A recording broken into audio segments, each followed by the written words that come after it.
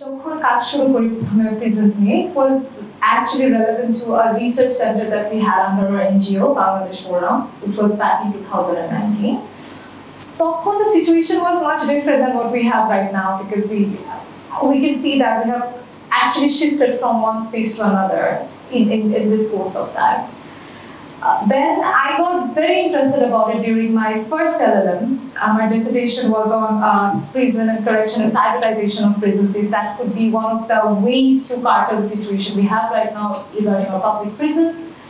তখন থেকে আমি দেখছি যে প্রিজনের সবচেয়ে বড় প্রবলেমটা হচ্ছে গিয়ে how overpopulated it is, which makes more problems as it comes.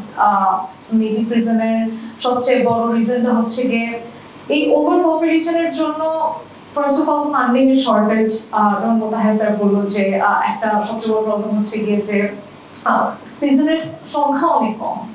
যে number of prisoners that we have, the number of prisons are very small regarding that. And also, if I talk about the theoretical aspect of it, another problem is not only just capacity, the facilities that the prisons can provide to such big of a population. Capacity to nite parche na facility wise. So one of the options that I suggested in my dissertation, it became a working paper. I have talked about it in different seminars as well. If this could be an alternative, because a lot of countries in the world who have a huge number of population in their prisons and cannot surpass that capacity have taken this initiative of privatized prisons. Prisoner যদি আমরা দেখি, even they have some human rights that are universally given to them, and যে জন্য আমাদের NGO থেকে as well as আমার private কিছু কাজ আছে যেখান থেকে আমি দেখতে চাচ্ছি যে আর কি অল্টারনেটিভ হতে পারে। I'm really happy কি Correction Services Act, Prison Act-টাকে change করছে, not just by name. I can see that the intention is also coming to be different. It has been a while that the whole intention of prisons are not just retribution but to rehabilitate, and এই যে মানুষগুলো যারা কারাগারে আছে ওরা যেন বাইরে যে they can have a better life and they can actually give something back to the society. That has become the intention, and I hope that not only the change but the functions and the features and the nature of the act also changes, so that the consequences that comes after the act also become something better. Thank you. ডেভেলপমেন্টের সাথে আপনার নতুন কোনো proposal আমরা এখানে পেতে পারি কিনা? কারণ আইজি প্রিজন তিনি বলেছেন যে তারা একটা ইন্ডাস্ট্রিয়াল পার্কের মতো চিন্তা করছেন যেখানে প্রাইভেটাইজেশনের একটা ব্যাপার থাকবে। এছাড়াও আপনি কোনো মডেল এখনও নতুন করে প্রপোজ করতে রাজি আছেন কিনা যে পুরো একটা জেলই আমাদের হাতে প্রাইভেটাইজেশনে ছেড়ে দেওয়া উচিত এবং দেখা উচিত যে কার পারফরমেন্সটা বেশি ভালো হয়? আসলে স্যারের কথা শোনার পরে আমার যেটা মনে হচ্ছে যে এই যে একটা অল্টারনেটিভ যে হতে পারে প্রাইভেটাইজড প্রিজন, এটা এখন আরো বেশি সেন্স মেক করছে। যেহেতু sir has already mention that একটা প্রবলেম হচ্ছে কি that the prisons are overcrowded, and আরেকটা বড় প্রবলেম হচ্ছে কি যে যারা কাজ করছে প্রিজনে তারা আন্ডারস্টাফড। মানে এই প্রপোর্শনটা ওয়ান অফ দ্য রিজন কেন আমাদের আসলে একটা অল্টারনেটিভ সিচুয়েশনে যাওয়া দরকার।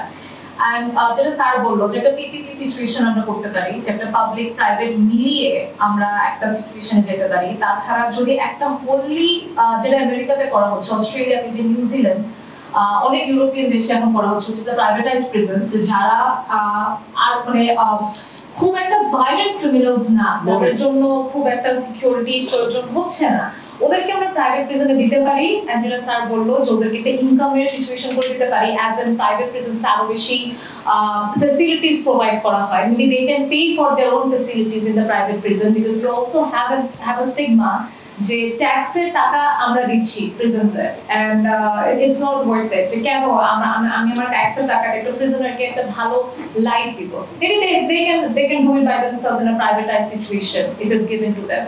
So আমি যেটা বুঝি যে প্রিজনের যে কাজটা বাংলাদেশে, সেটা is more like a management rather than judiciary কি বলছে বা লেজিসলেশন কোন ধরনের ল বানাচ্ছে বা জুডিশিয়ারি ডিসিশন কি হচ্ছে। It's more like a prison management system, যেটার মধ্যেও প্রবলেম হচ্ছে গিয়ে স্টাফ অ্যান্ড প্রিজনারের যে প্রপোর্শনটা আসলে যাচ্ছে না। সো I think এই জিনিসটা address করা should come from the prison or the correction homes themselves, that we are inadequate of staff and এটার জন্য যে সলিউশন গুলো আসতে পারে, যে হয়তো বা জুডিশিয়ারি তাড়াতাড়ি ডিসিশন দিতে হবে, অথবা এরকম কোনো ল যেটার জন্য ওই প্রিজনার্সরা তাড়াতাড়ি বেল পেতে পারে বা কারেকশন হোমসে যেতে পারে, অথবা এটা হতে পারে যেটা বিদেশে আমরা দেখি যে অনেক মানুষকে হোম প্রিজন দেওয়া হয়, অথবা পায়ের মধ্যে একটা মনিটর করে যে সে বাসার মধ্যে করবে, এত কোনো ইয়ে না। এরকম আরো অনেক অল্টারনেটিভ আমরা নিতে পারি বাইরে থেকে দেখে, যে কিভাবে প্রিজনটাকে আমরা কম ক্রাউডেড বানাতে পারি। কারণ আমরা দেখছি যে প্রিজনে, এটা প্রিজন ম্যানেজমেন্টের একটা জিনিস, আমরা অনেক রিপোর্টস করি, জিআইজেড এর হোক, আইনু সালিশ কেন্দ্রের হোক, যে পানির পর্যন্ত স্কারসিটি প্রিজনে, পানি, ভালো পানি, পিওর ওয়াটার পাওয়া যাচ্ছে না, যেটার জন্য অনেক মানুষ অসুস্থ হয়ে যাচ্ছে। এই যে অসুস্থ হয়ে গেলে adequate number of medical officers নাই, এই প্রিজনে এইভাবে থাকার জন্য অনেকের মেন্টাল প্রবলেম হচ্ছে, সাইকিয়াট্রিস্টের হেল্প পাওয়া যাচ্ছে না। সো এই ম্যানেজমেন্টের একটাই উপায় হতে পারে এই জিনিসটাকে সলভ করা, সেটা হচ্ছে কি ইদার প্রিজনটাকে লাইক ওভারক্রাউডেড হওয়া থেকে কমিয়ে আনা, so that their adequate staff এটাকে ফিক্স করার জন্য। না হলে এরকম একটা অল্টারনেটিভে যাওয়া, অল্টারেশনে যাওয়া, যেখানে এই মানুষগুলোকে অন্য একটা জায়গায়ও রাখা হয়, যেখানে ওদেরকে ফ্যাসিলিটিস বা সার্ভিসেস গুলো দেয়।